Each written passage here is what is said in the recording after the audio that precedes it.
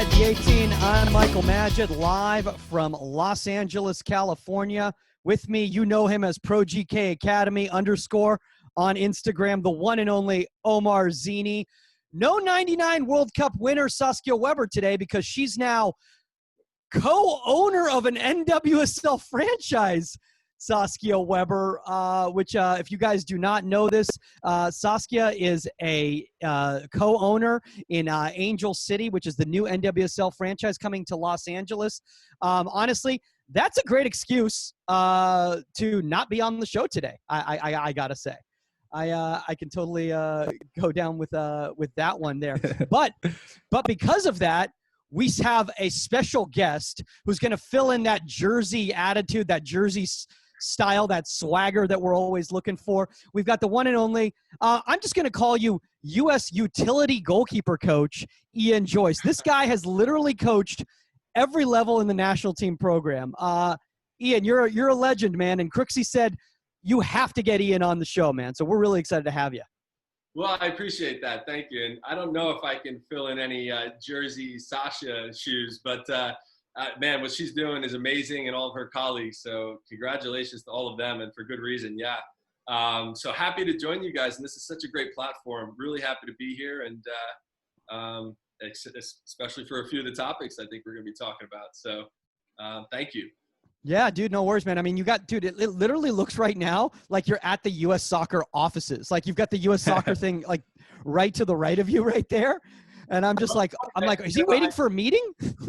You know what? I decorated my office last year, and I didn't know I was going to be on so many Zoom calls this year, right? But a few people have said that to me, and it just happens that this is just the best setup. I got a split screen, so I guess it works. But yeah, I have a few bits of memorabilia in here, and definitely carry all of the things. Actually, that happens to be a poster that we brought with us from 2018 to the U20 World Cup. And it says, "Trust is earned when action meets words." And I just love that. I used to have an intern right there, so I put that right above his desk. So yeah, it's I like a lot of the little memorabilia. There was no pressure on him whatsoever with that plaque right behind him, right? Yeah, you know what? It kept him honest, and he was great anyway. So yeah, I think it's just a great message, and my girls come in and out of here all the time, so I like having them see a few of the things that we bring home with us too. So yeah. Nice, man. Well, for the audience out there who might not be familiar with what you've been doing with U.S. Soccer after your playing career, obviously, you know, you played in England. I mean, then you came back here and you played in MLS and everything. Like, why don't you just do like a little cliff notes of what you do with U.S. Soccer now?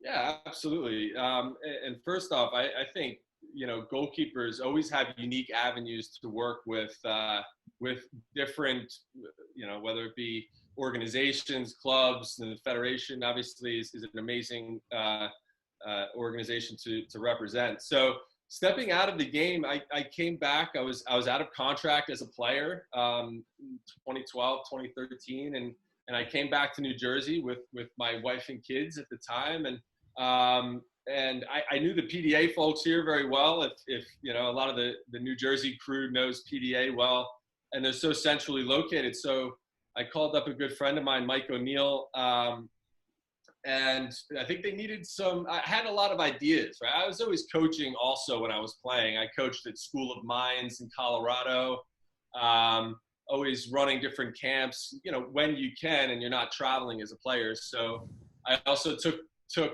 the opportunities that were presented as a player to acquire my coaching licenses. So that's always something I think I encourage players to do. I think the Federation has done a good job of encouraging those licenses to be acquired when you can and you have time. But jumping, you know, a little bit forward, I was involved with PDA and helped to structure on the women's side specifically a goalkeeping program. In New Jersey, they had 70 plus goalkeepers at 3 locations. So being an advocate for goalkeeper training and just positive home environments, you had 70 goalkeepers at 3 locations and really not much structure there. So I have to commend the PDA crew on just having an interest in that and knowing that there needed to be some sort of weekly structure and integrated with the appropriate age groups, and then also identifying who belongs where. So jumping out of that, I was also building a business at the time, and so two or 3 years coaching at PDA was amazing, and I had to kind of step back from a timing perspective. But ironically, April Heinrichs, who was a really fantastic coach within the program, she had called me to be involved as I was sort of handing off the structure at PDA to be involved with the national team program. And I have to say, she was a great advocate for structure there, and we all are and have been ever since. And so I've just been involved since 2015.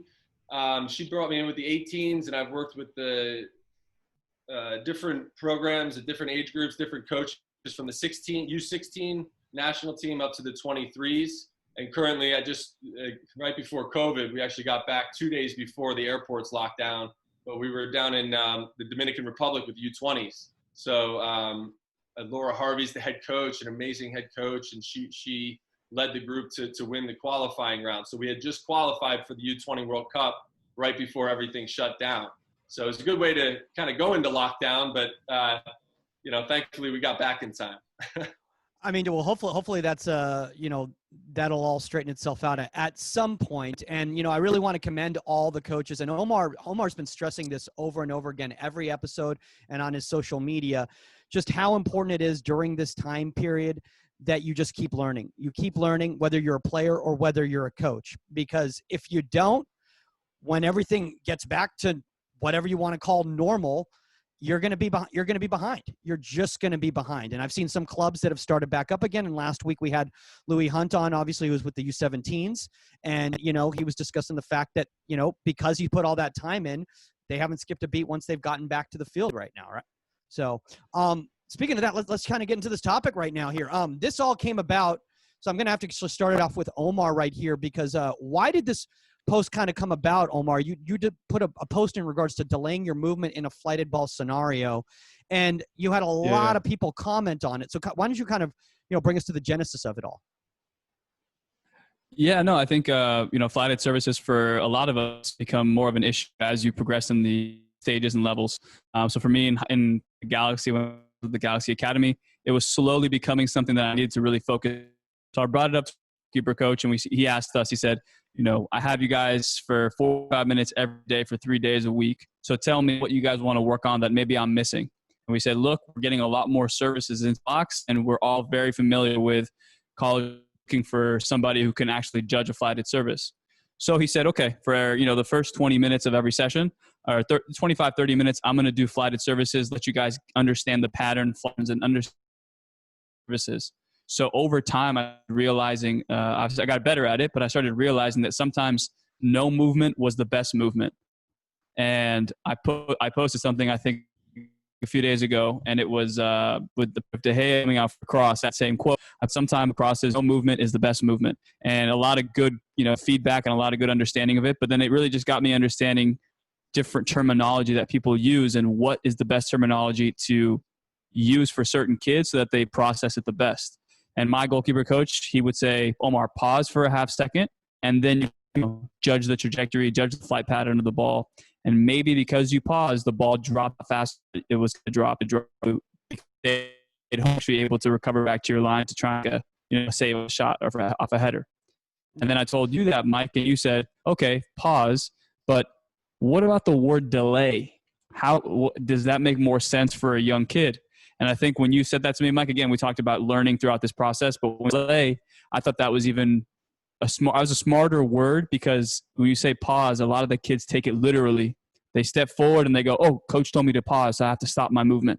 So when you said delay, I was like, that makes more sense to me when I mentioned it to a kid, and I have been in the last few sessions, and they go, oh, God, okay, delay. So you mean just, slow my approach down. Okay, perfect. So that if I step too soon, then anything over my head, I'm screwed. If I just delay that step, I can actually cover the near post and cover the far post. So I just saw like a light bulb go off in these kids' heads. So I think one of the services that is also coaching points that you can make.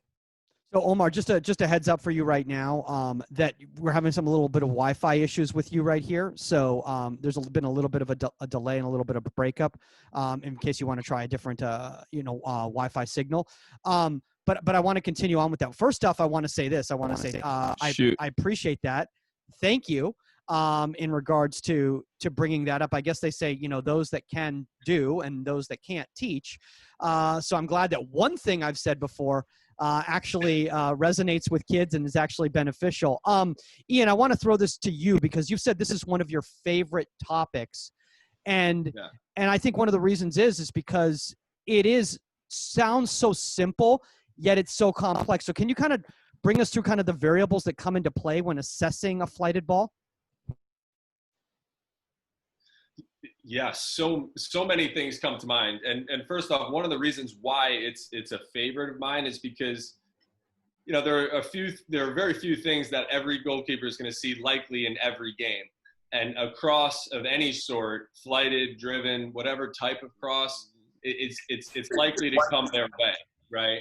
So that's why so many goalkeepers are interested in it. Plus, it comes down to risk and reward. So when you make a commitment, and the decisions that we make, and not that we have any room of hiding back there, but this seems to be one that we need to get right.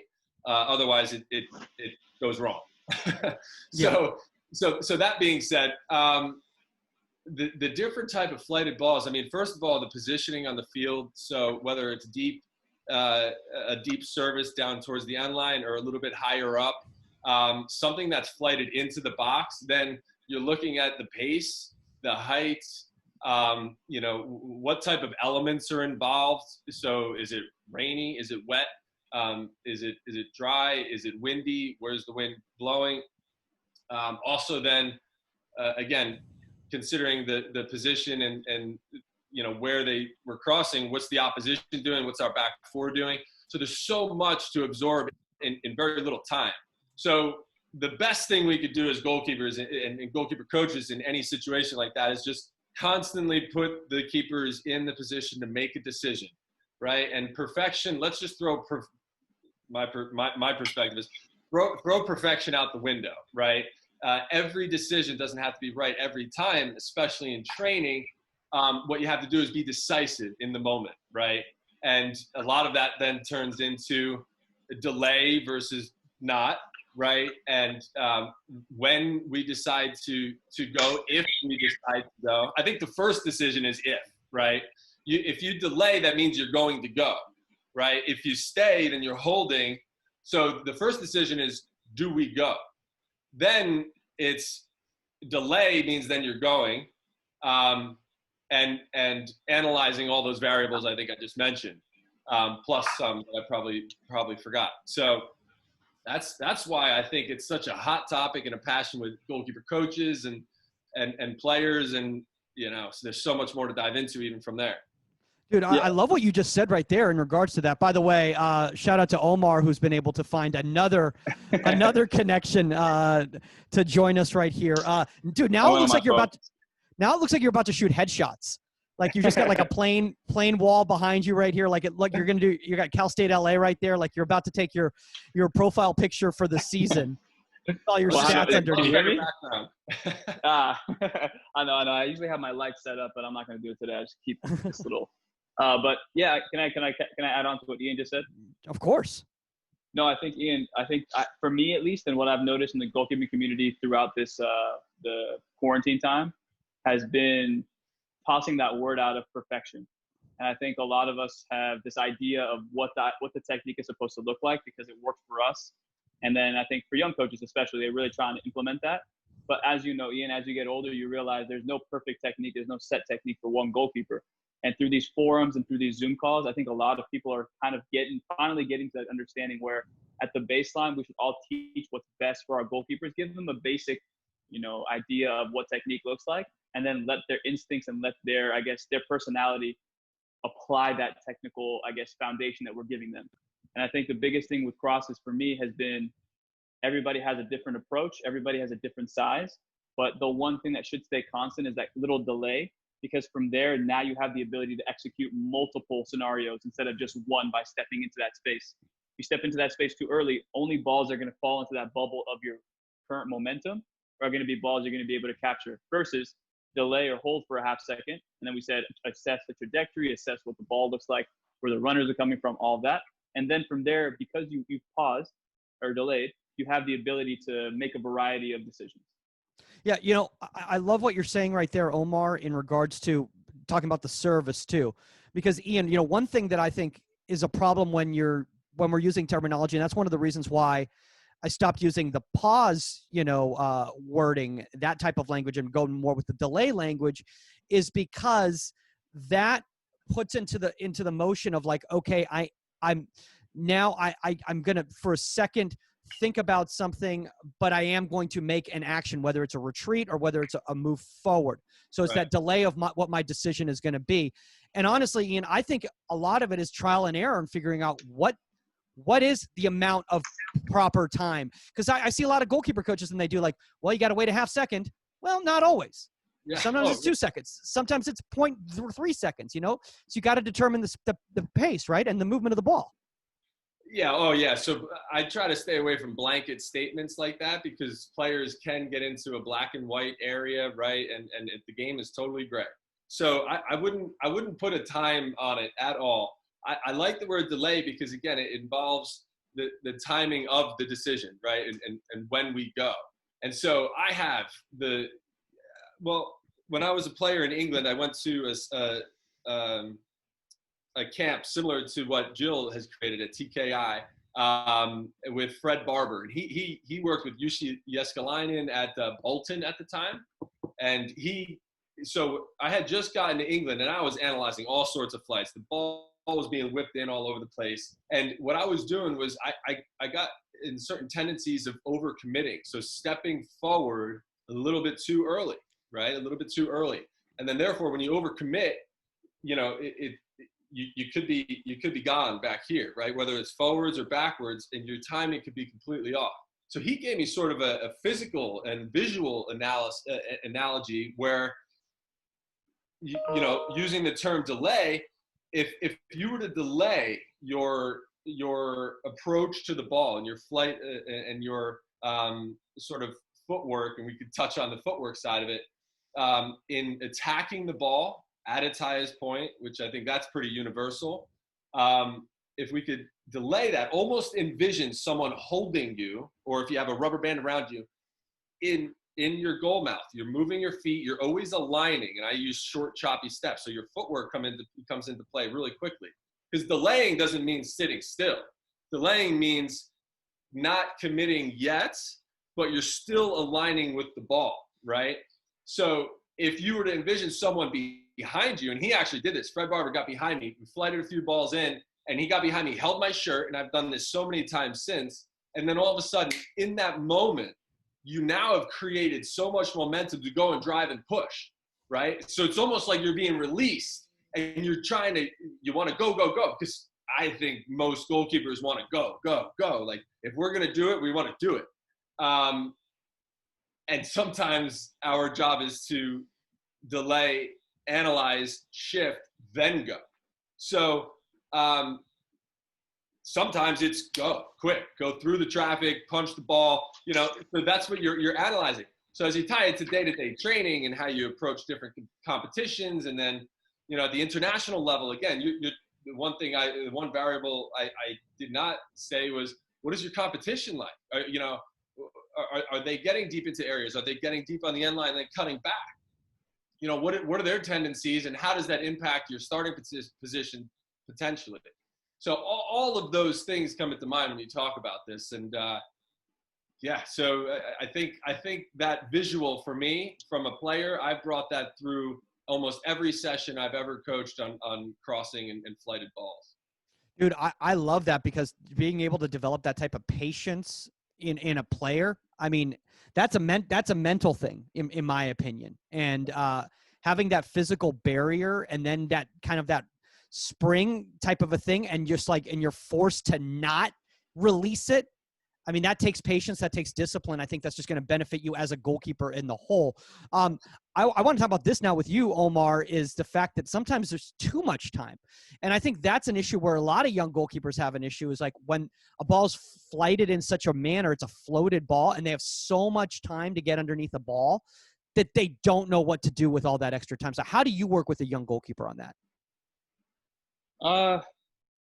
I think, real quick, I want to get back to Ian's point about, Sure. It's not like you're flat-footed when the service is coming in. You're still kind of pulsing. You're kind of like, moving without taking away your space, but you're still moving up and down. At least your feet are active, so that if you do have to make that quick decision, you're not going from flat-footed to going quick. It's being almost like choppy steps, like Ian said, so you're not, extending yourself, keeping it small, keeping your body in unison, working together. So I want to bring that point up, because even when I do my shot stopping stuff, like today I did a session with a young kid, and we worked on recovery movements from the angle, recovery movements to the angle shot from the near post. And he had so much weight. I don't think anybody had worked with him, but he had so much weight coming across. And when he got set, you could see on certain balls, he was stumbling and falling into saves because he didn't have the muscle memory to slow his body down prior to the actual save. So I think when we talk about crosses as well, it's that, so back to your point, Mike, about flighted services, it's just the more reps you see, the more discipline you have. And the more discipline, meaning you're more calculated with your footwork and your approach on the ball. And flighted services, the ones that we talk about all the time, the automatic negative thoughts we were talking about with Dan Abrahams. When the ball when you have more time to think about stuff, like in the run of play, I probably did so much better on crosses.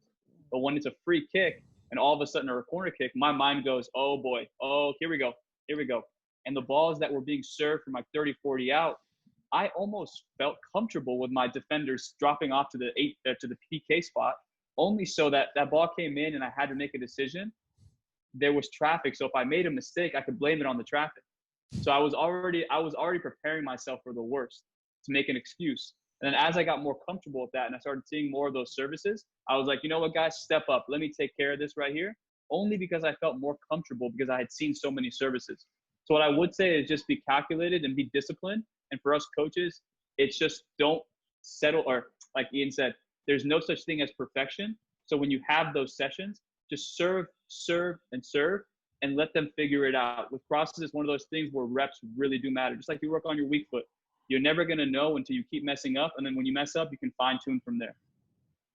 Dude, what was really funny what you were saying that about just blaming it on the defenders right there is hilarious, because it reminds me. So I'm going to give up something right now that I've never told anybody. But whenever I made a mistake and I overran a ball and I got any sort of contact with the player, I would embellish the fall to the nth degree to make it seem like that's why I didn't get the ball. Well, right. Dude, I mean, if it hadn't been for this 6'3" dude, I would have clearly had that ball, even though I'm like 4 feet away from the ball. But no, it's true. And I think, Ian, I want to bring this back, is that one of the things, Omar, you said about like, it's the reps. I think a lot of times with young goalkeepers, especially, and we were talking about a couple days ago, the transition from the 9v9 game to the 11v11 game. And that's when you start getting flank service. There's not a lot of flank service in the 9v9 game. It's a very direct game. Right. They hate doing that. They hate doing any sort of crossing because they haven't done it before, and they're not great at it usually a lot of the times because their bodies are so awkward at that age, So how do we make them comfortable? How do we make them comfortable, Ian, for coming out for those balls and going up for those balls and understanding they're going to lose the ball? They're not going to make contact with the ball, and they're going to get scored on.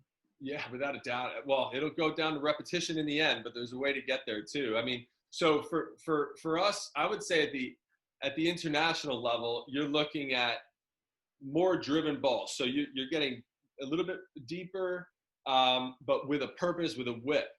What I think, especially to that specific question, at 9v9, jump into 11v11, you might not deal with services that are textured, right? There might be more flight on it. There might be more height. And then to your question earlier, which is what happens when there is more time? And then all of a sudden there's more time for everybody to get underneath it. That ties into the delay. I mean, that's probably when you want to delay the most, because my perspective, again, everybody can have their own opinion on it, but I would rather not be in the middle of a crowd with a ball dropping down and jumping up I would rather be in a situation where I'm a little bit removed from that crowd, delayed and patient, and then all of a sudden, I don't even have to hold this thing at this point. I'm just going over the top and I'm going to punch it, right? And then all of it, your knee's going in and back. You're going to take a few people out, but you're also going to get the ball because you can get more leverage and height. So teaching that patience is key. I mean, that word patience and delay keeps coming in, and I mean, we could talk about it conceptually. We could show videos on it and in a classroom, but until a goalkeeper is in the position where she or he sees it day in, day out, with different flights, different service, different height, then they're going to be really comfortable. I mean, even to that point, my daughter is at PDA, she's U8. She was playing in goal last night. And she was saying, I get nervous when everybody's running at me. And I said, that's absolutely normal because you've never seen a whole slew of people running at you, right? So that's normal. But the more you see it, the more you're going to get comfortable. And she totally gets it. So again, we could talk about it all day long, but until they're in that position of doing it and then witness success, witness failure, then they're going to grow. But Dude, for a second I thought you were going to say like my daughter's U8 and and she's just getting so much flank service at U8 level and she's just having to deal with these balls getting whipped in. And I was like, dude, what level of players do they have at PDA right now? Oh my God. That'd be nice. There might be a few that it's going to come from, but not yet. Yeah, and Mike. Yeah, go ahead, Omar. No, I just kind of want to build off what Ian was saying, and I think from a coach's perspective. There you are. Sorry, my brother called me. Let me just text him real quick. I'm on a call. Sorry, guys. This is not how I expected this. It's all good. That's why I was telling Ian that we edit this and we release it on Fridays. Okay. He'll probably. I like live versions. Right now, Live versions are good. Dude, live versions are great. That's why we leave the stream up so that people can watch it. You know. I mean, okay, dude, we had a moment. So check this out, Ian. We had a situation, and this was with Casey. Remember the Casey situation, dude, where my Wi-Fi broke up, and I had to run into the house. I was staying at my dad's house at the time. I had to run into the guest room and try to set up. And literally, my dad, like everyone was having dinner, so like they came in, like they opened up the door. It was my dad with like my nephew who's 2, like in his hands, like in the background, like just staring. It was literally like. And Saskia lost it, didn't she? She just literally lost it. She did. I think if anybody understands, during this time period, all that stuff's happened. You know. Oh yeah. I've had my daughter on a few calls with they walk in and we're on with some national team staff, and it's actually kind of cool because they get to see what we talk about. So yeah, it's interesting. Omar, sorry about that. Yeah, it's okay. Do you want to go on with your point? Yeah. Okay. No, I think when I think it was like my last year in college, and I was talking to somebody about like what a captain should be like, and somebody I guess had read a quote and they had mentioned to me, they said a good captain is not somebody who gets mad and upset when their defenders, their teammates make a mistake. It's a good captain is somebody who expects their players to make a mistake and then be ready with the positive feedback and constructive feedback to build them back up. Yeah. So I thought that was so important because now when I'm as a coach, and again, through the Zoom calls and through our conversations, Mike, and just getting the hard truth sometimes about my coaching style, I needed to hear that sometimes I overanalyze and overassess versus already accepting that these goalkeepers who are coming in may not be at the level that I expect them to be. So let them have a little bit longer of a leash and let them figure it out, or let them have autonomy, like you said, Mike. Let them think about the mistakes versus me always trying to correct it. So I think with crossing, for me as a coach, I've gotten to the point where I've literally had sessions and I've told the goalkeepers, I said, look, today's probably going to be one of those days where you're going to hate it afterwards because you're going to make a lot of judgment errors because you haven't worked on crosses. You just haven't. So I'm going to allow you, I'm not going to coach very much. I'll make points, but let's do 5 reps. In these 5 reps, I want you just to react to what you see. And then after you see that, if you make a mistake, think about it. After those 5-6 reps, we'll talk about it. I usually film too, so they can see. And I said, in this moment, tell me what you were thinking. Well, you took a big touch, so I thought maybe I should, step up a little bit higher. But then when you served it, I realized that I couldn't get to it, and I just gave up on it.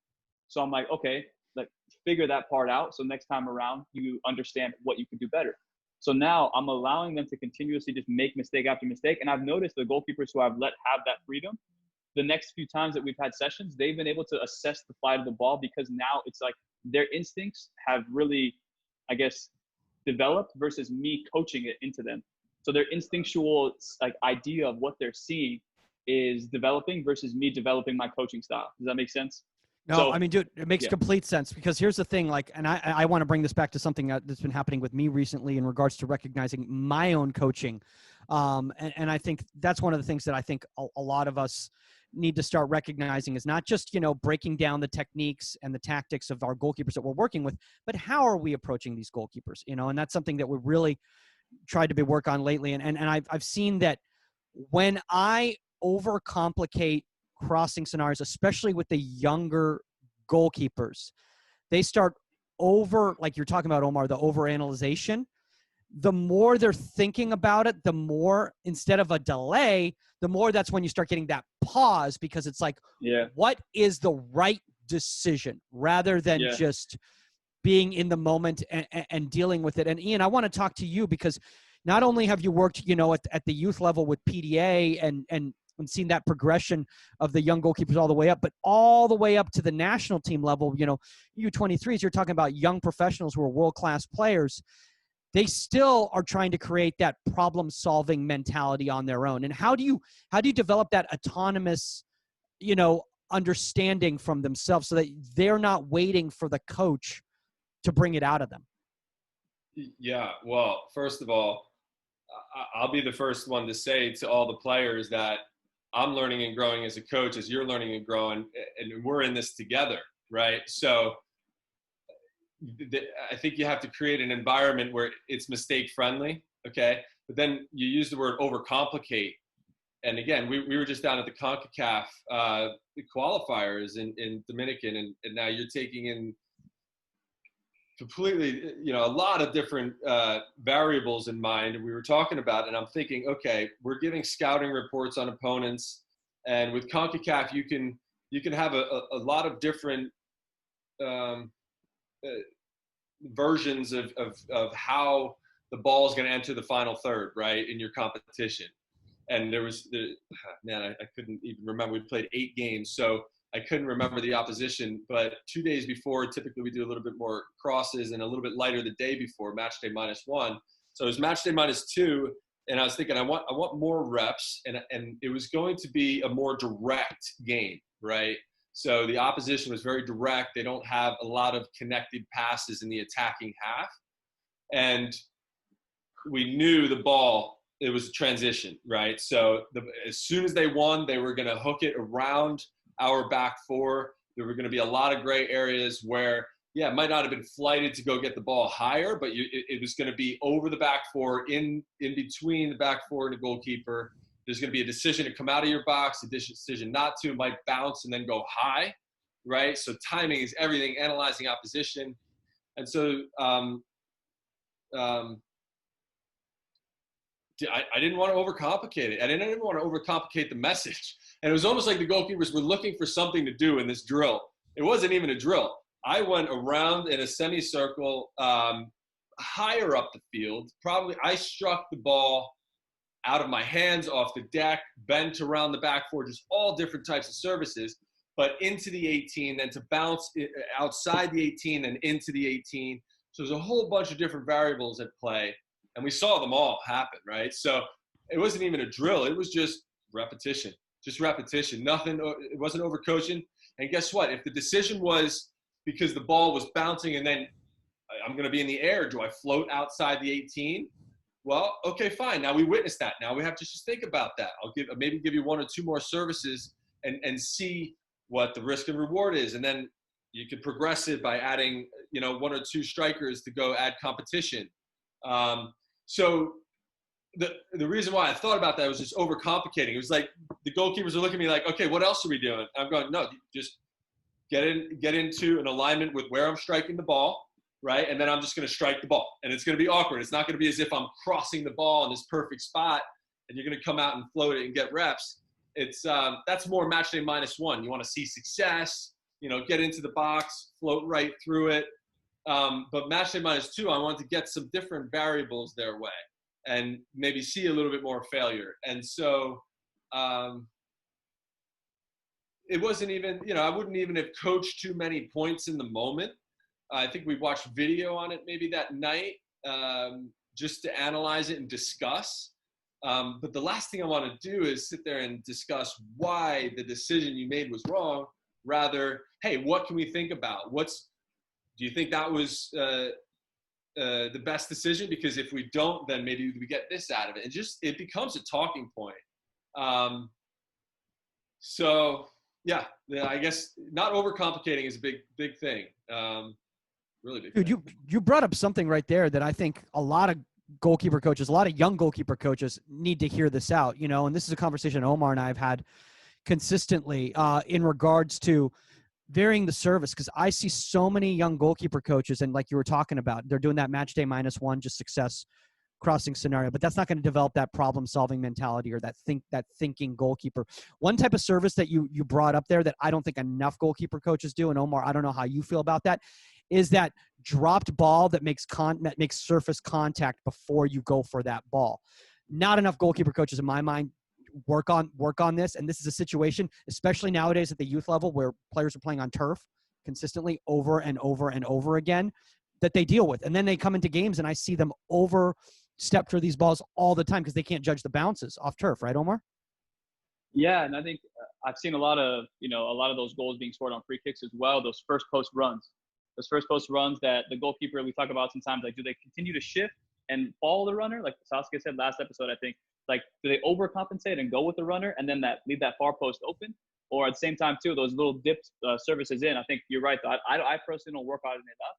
I think when I sit down and watch games, I need to actually start writing different scenarios that crosses are being seen for goalkeepers. And from there, then I should try to replicate those and simulate those in sessions. But I think I don't do that enough, where that ball is, hit in that little dip with a little skid on that first post, where maybe I could have a runner that's coming hard across. to do though as a goalkeeper coach. Like, it's hard. most of the time, if it's flighted and bounced, I mean, I wouldn't even know if they mean to do it on purpose. Maybe if it's whipped and bounced, right? Yes, but that's flighted the one. and bounced, it's like that was a shank, and now we got to make a decision and kind of problem solve. But it's hard to replicate as a coach. Sling throw it, Ian. I'm sure you still got that arm, dude.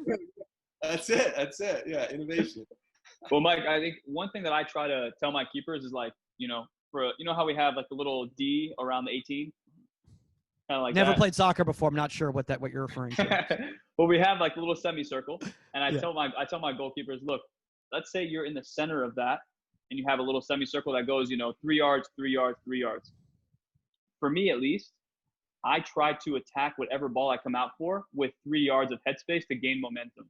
So that's what I always tell them. I said, if your step goes anywhere, try and keep it stationary so you have those 3 yards in every direction that you can, like I said, a variety of options to react to a service. So I've had kids where I filmed and I said, look, watch what your first step looks like. You're stepping into that space, and then by the time that ball comes in, now you have 1 yard to create momentum, and you're almost getting underneath the ball, and you have traffic coming in. And when you go straight up with no power and somebody has 5-6 yards who's running at you, of course you're going to be scared, because you're going to be like, I'm running into traffic without any protection. So try your best. We talk about delay so you can attack those 3 yards right, left, center. And then from there, then you can apply the necessary technique.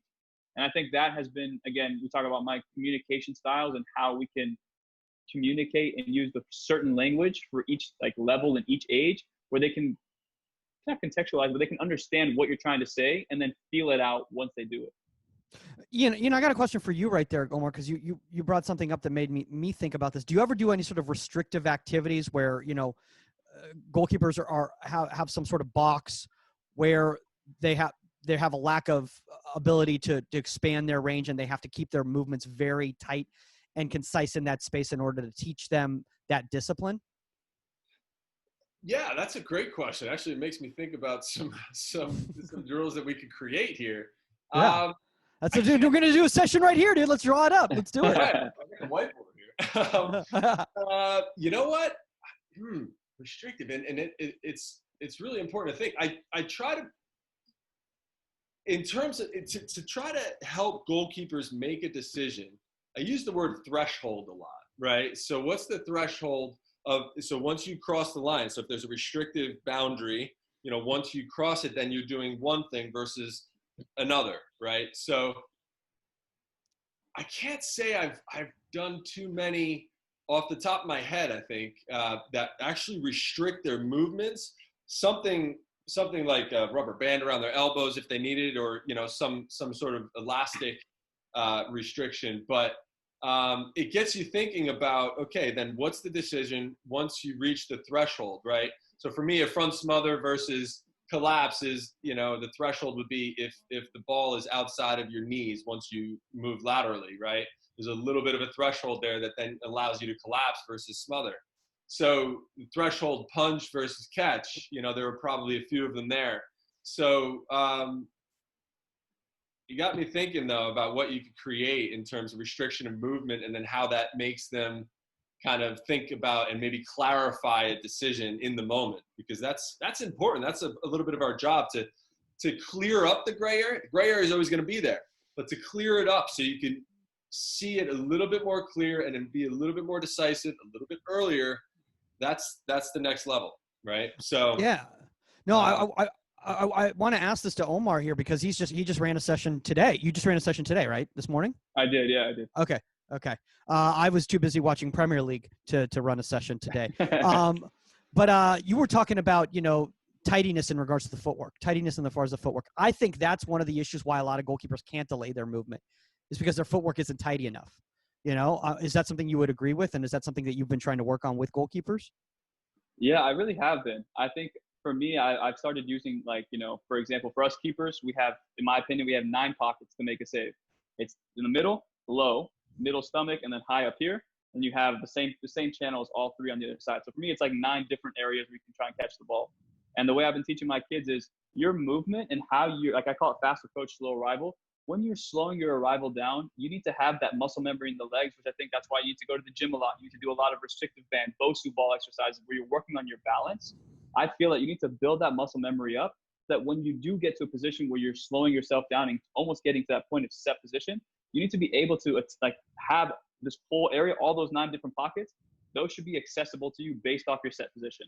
And of course, where the striker's being shot from, is it a 2-on-1 situation? All of that's going to be very, very important to decide how you do get into that set position. But just like with crosses, that footwork prior to actually making a technical decision needs to be so sharp, and it needs to be balanced, calculated, and executed the right way. And I think that is where you need to allow the goalkeeper to find their own identity and problem solve on their own. And then once they problem solve, their uniqueness will come out, because that's them problem solving with their own, cognitive ability to make something easier for themselves. Dude, I love what you just brought up about their own uniqueness, dude. That is so huge, man. And that's something I've been working on for the last few years, is working on how to work with different goalkeepers and understand their different attributes. I'm going to ask you, sorry. Yeah, go ahead, Omar. No, sorry, build on that. Ian, I want to ask you, though, working at the international level, and obviously you have goalkeepers who are excelling at their age group, but each one of them has their own uniqueness. We're talking about, Mike, to add on to that. They have their own secret sauce that they bring to the table. So I don't know I think I asked Nathan Thackeray about this when he went into a camp, and I said, do you change their style, or do you give them any coaching tips? He's like, no, not really. We don't really have much time. It's more of getting them into game-like scenarios and letting them obviously stay sharp so that I'm not, having them overthink things. So for you, Ian, do you feel like you've seen different types of uniqueness from other goalkeepers, and you're like, oh, wow, I never knew that was something that I would look for in a goalkeeper, but they just showed me that is, that's something that I should try to implement or to remind my goalkeepers of? 100%. I mean, it's unavoidable in a goalkeeper coaching position at any level to witness difference in qualities and strengths. Everybody's got different strengths, right? Everybody's got different points where they could be, exposed and be seen as a weakness. But I like to see it more as everybody's got different strengths. And as a coach, first of all, at the international level, it's very important to develop an objective well ahead of your camp. And it's based on what the competition's like, right? So I'm not looking to develop a goalkeeper in a qualifying scenario, right? I'm looking to have them stay sharp and go like this throughout the entire month-long qualifying round. Same with the World Cup. Then there are camps where it is more development oriented, right? So it might be domestic, like 14 days, and we have a specific timeline of things. So then you have a little bit more time to dive into videos from a coaching standpoint. But then you also have the different personalities, different strengths, like you asked, and really,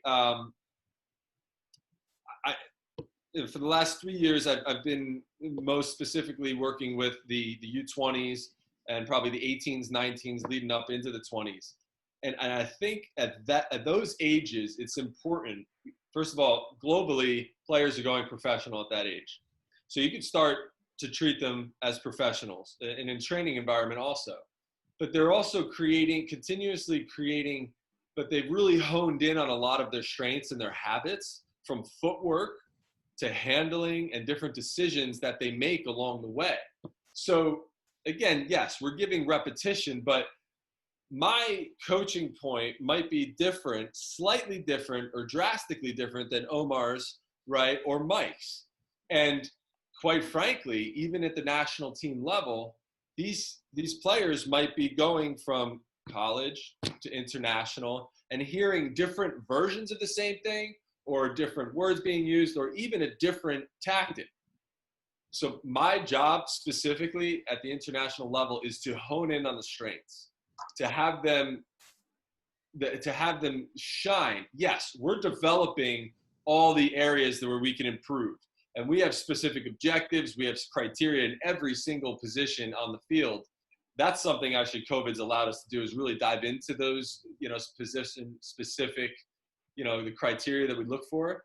But that being said, looking at all their strengths, coaching and encouraging their strengths, and really I literally have communicated this to all the goalkeepers I coach, is you're going to hear different things from now until the end of your playing career. It's inevitable, because as the different players have styles, the different coaches, you're gonna carry that into your coaching philosophies. So and that's the beauty of it too, by the way. It's the beauty of the position, it's the beauty of the game. So what the task is to really have them develop consistencies in their strengths and something that they trust in, and really not take coaching points as the emotional, over analytical roller coaster it could be. I've been there as a player, and taking coaching points and saying, oh, well, does that mean I'm not starting this week, or I'm not starting the next game? Well, first of all, it could, but that's a part of it. But second of all, taking it on board, realizing what works, what doesn't, and creating a dialogue around it. Because again, it goes back to, okay, well, that might work. That might work for her. That might work for him. But it doesn't work for me. And that's why the risk and reward could be based on speed, agility, height, whether, again, height in our jump, height in our stature. So many things goalkeepers need to, the best professionals take things on board, can take it on board and go, okay, I like that. Okay, that doesn't work for me. That does. Ultimately, the higher level you get, you have to perform. So, it's prudent to you to take things on board that work. for sure. I agree. And so I hope that answers the question. There's so much that runs through my mind, that because then you jump to more developmental ages.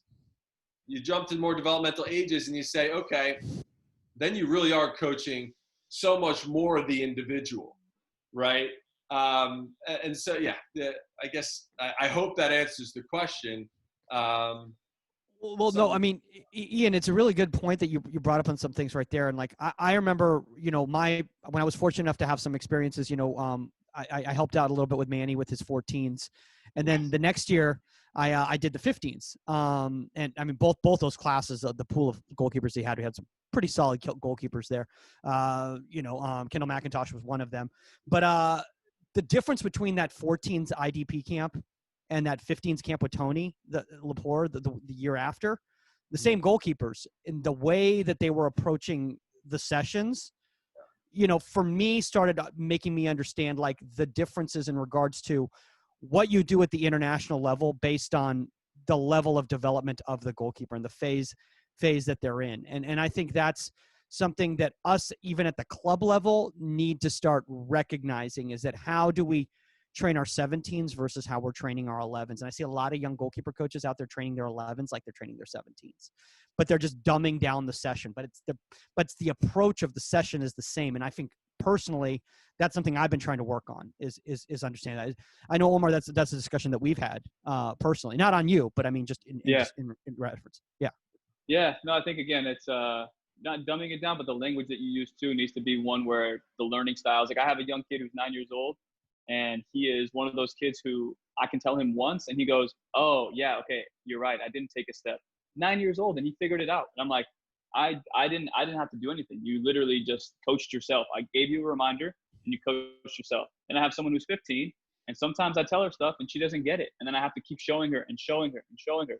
And it's just like, you just need to understand this. There are certain people that have different learning styles. And back to what Ian said, that's why it's so important for our kids to train with different people, because sometimes one coach might say something that's very similar to what we're saying, but say it in a different language or different like phrasing.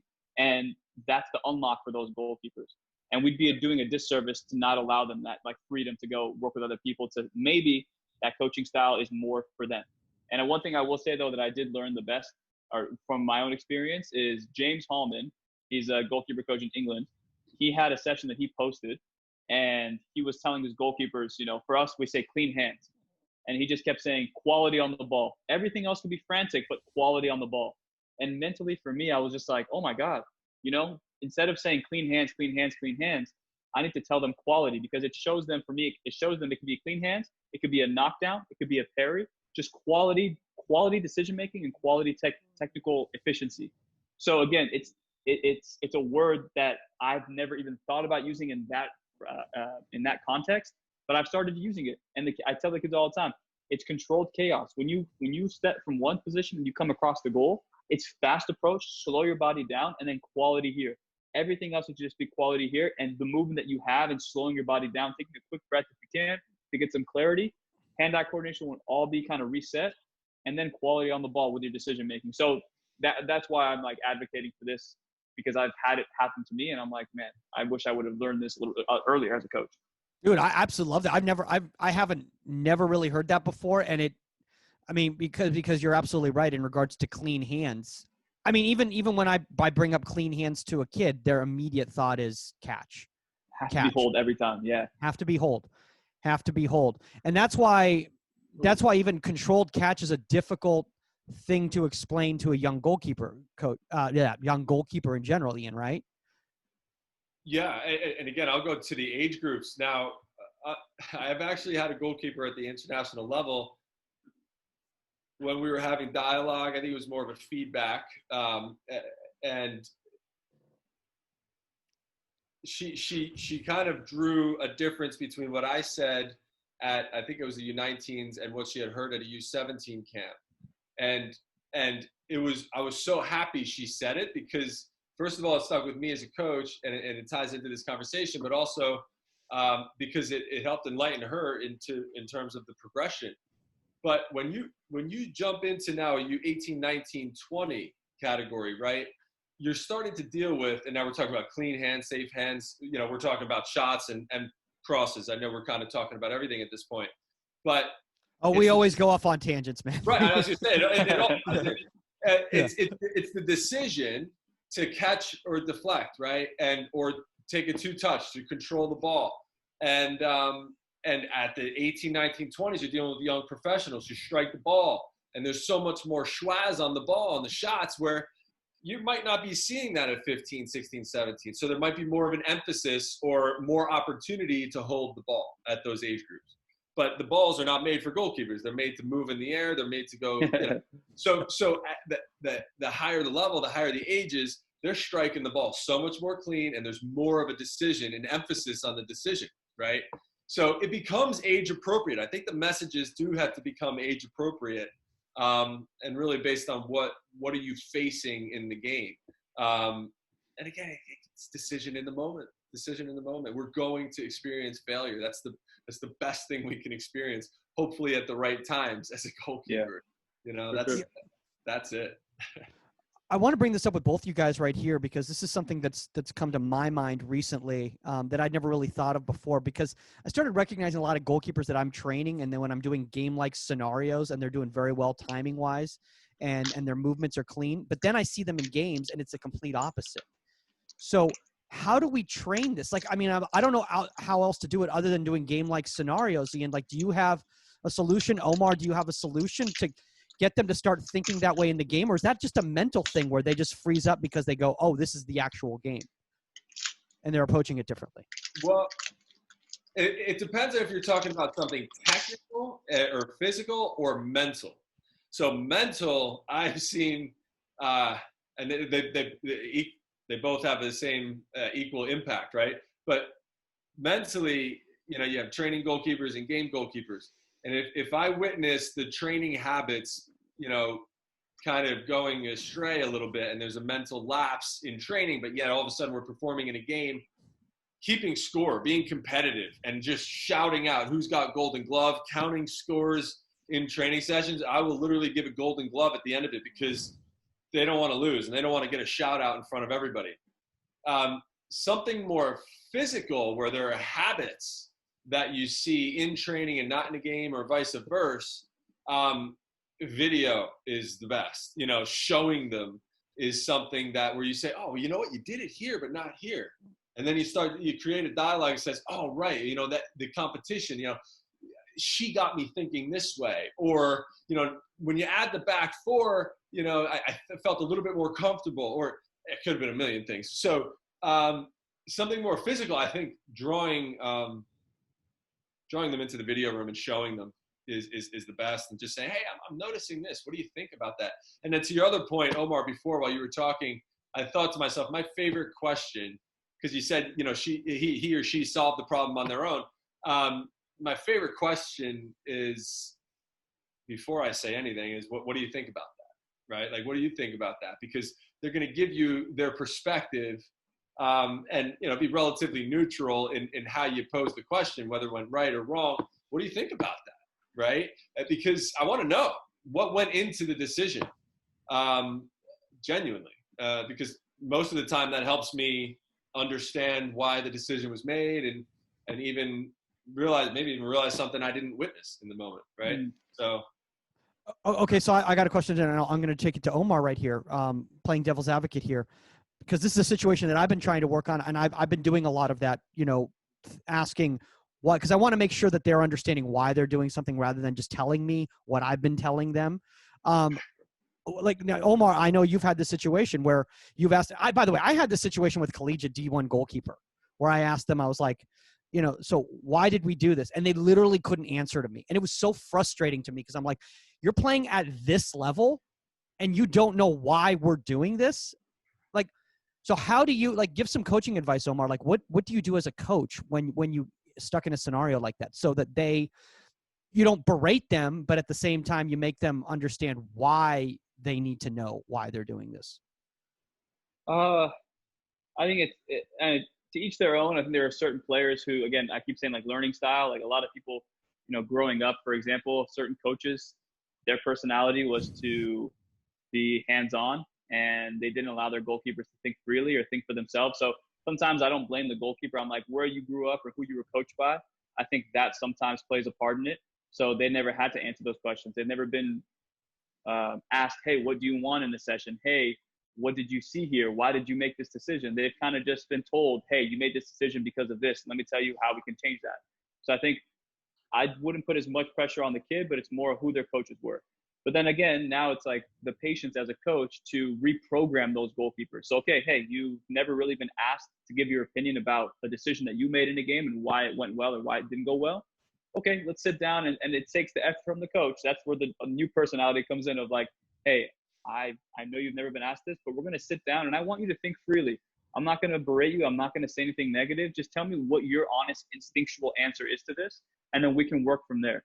And I think once you've built that trust and you've shown them enough film and you guys have developed that language and that rapport, I think over time you're going to start to understand. You're going to create a thinking goalkeeper and a goalkeeper who's going to be proactive. And hey, coach, remember that mistake I made or that goal I conceded? I think I figured out why.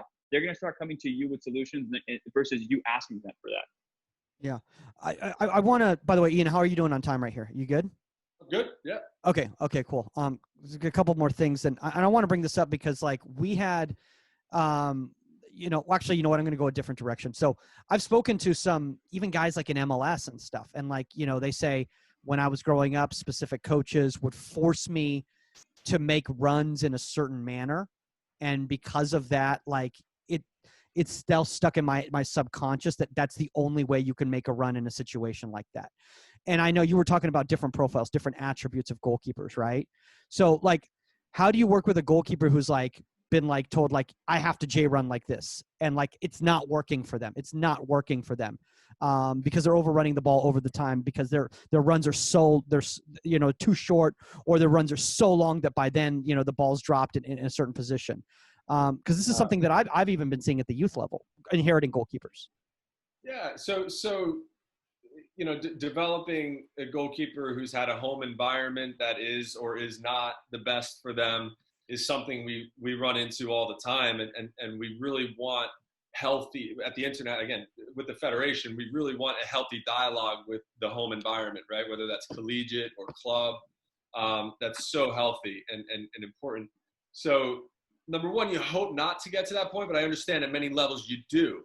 And what I would say, and to all of this is you need an objective, right? If the objective of anything in whatever we want to accomplish, the objective on a shot that's low and to your right, the objective, what is the objective? And if you could sit down and talk through it and analyze it, I think most of the time you could get to the same objective.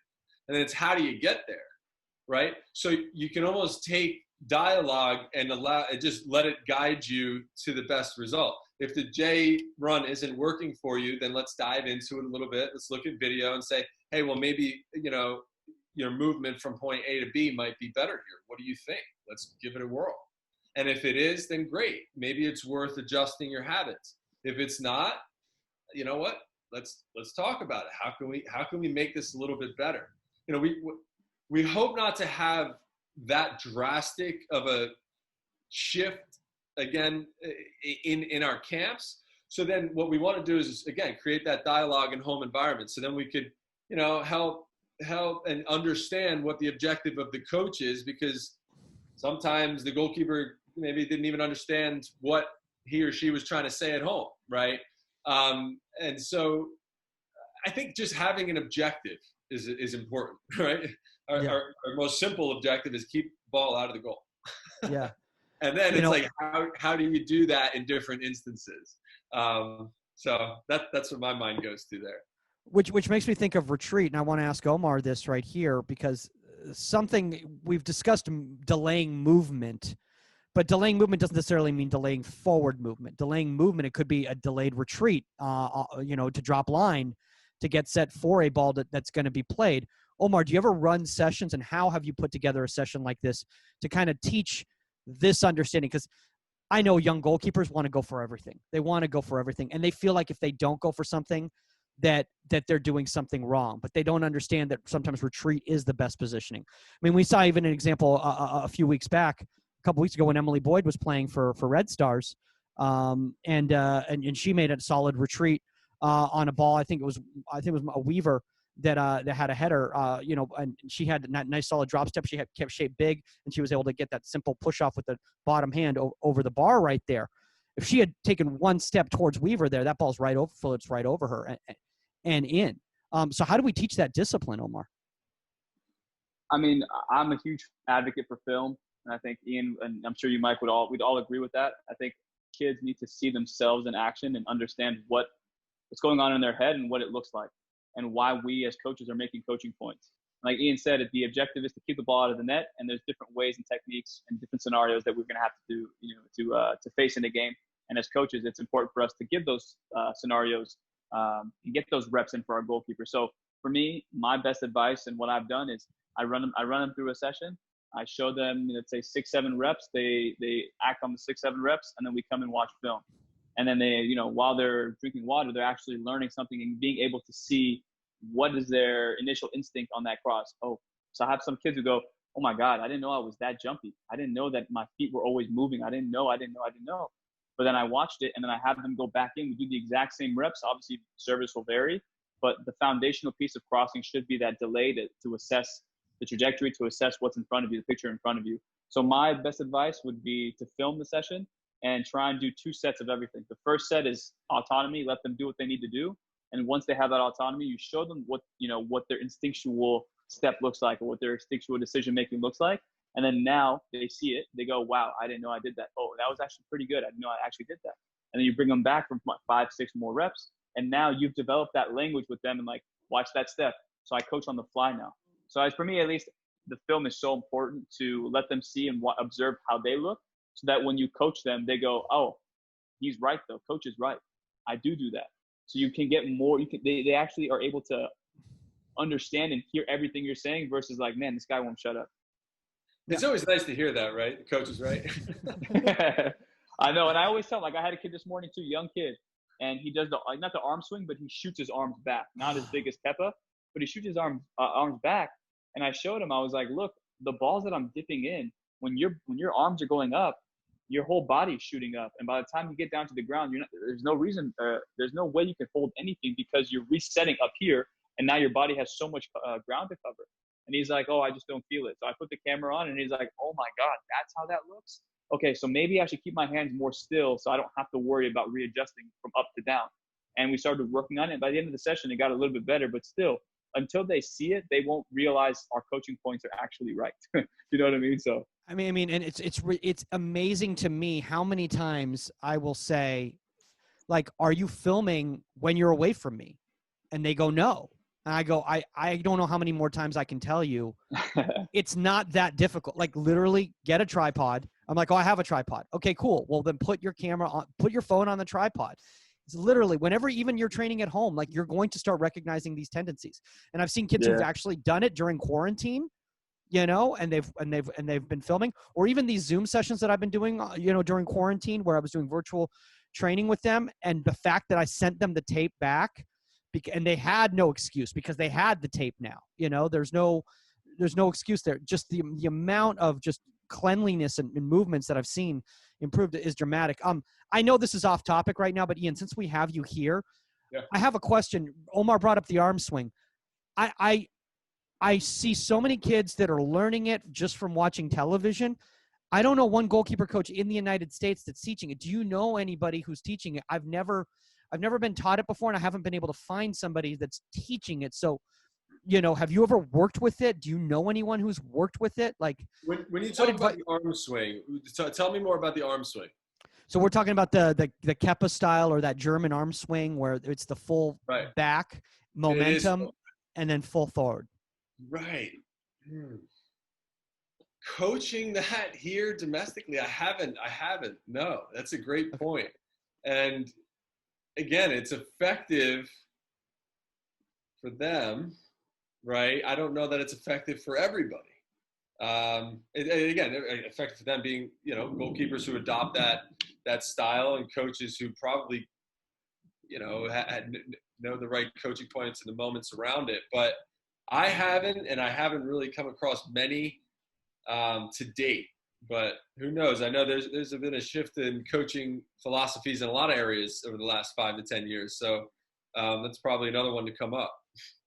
No, I mean, Omar and I honestly had this conversation, I think, a couple days ago, didn't we? Because we were trying to find somebody to come on to discuss it, and we've just had trouble. So and we wanted to get it from somebody here in the United States, because, like, we can find somebody in Europe that teaches it, because there's all tons of people over there that do.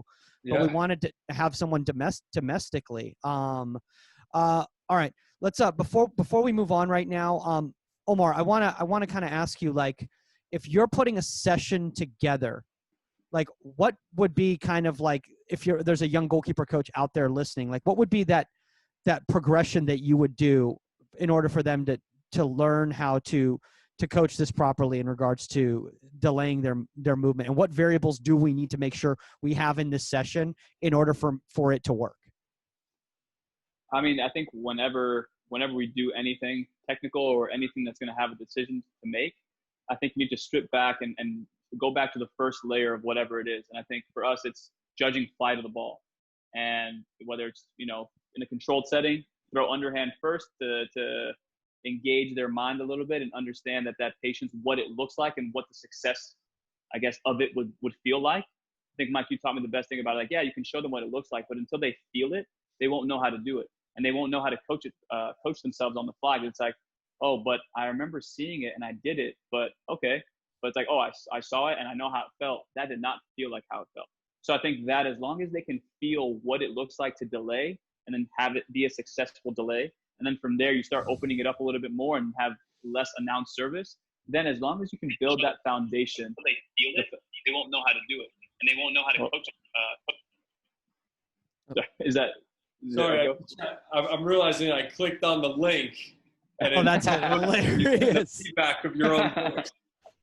But yeah, I think so. That's what I would do. Is I would tell them to like strip back. What is it specifically about the crossing aspect? Okay, it's the delaying part.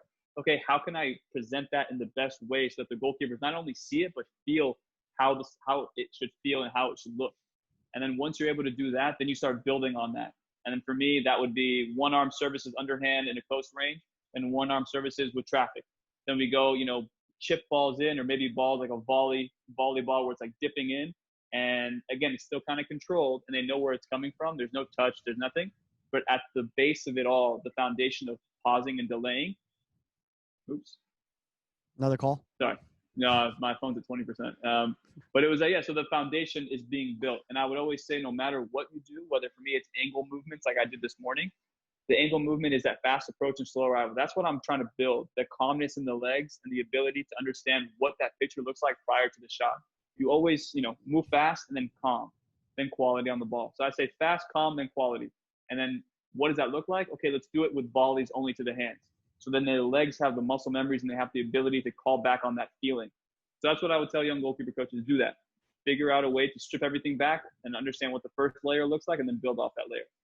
So there was actually a little ploy to this, Omar. Obviously, at the beginning of this episode, everybody heard the pre-roll in regards to the new Pro GK members only program, and we wanted to give you a little bit of a taste of what you would get in that program. You're going to get breakdowns like that of your actual training session. So a little bit of a plug right there for what you were talking about earlier, but still also valuable information like that. See how I did it organically, Omar? You didn't know it was coming. Nice. You didn't know it was coming. Didn't know it was coming. I did not. Ian, I want to ask you before we head off right here. Omar was bringing up, obstructions in regards to, players coming in, mannequins, that sort of thing. How vital is that in this session? Should there be any of this type of training going on without obstruction? Yeah, well, depends on who you're coaching, when and where, and what the objective is. Again, I think Omar used some great terminology there, is setting a foundation, right? And if it needs to be a controlled service versus throw the variables in there, where are you in the progression of it? What are you looking for?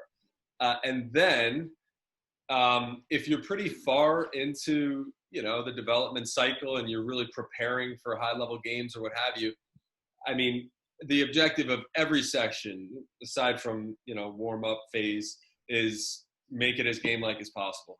Make it as realistic as possible. Put them in a decision-making position.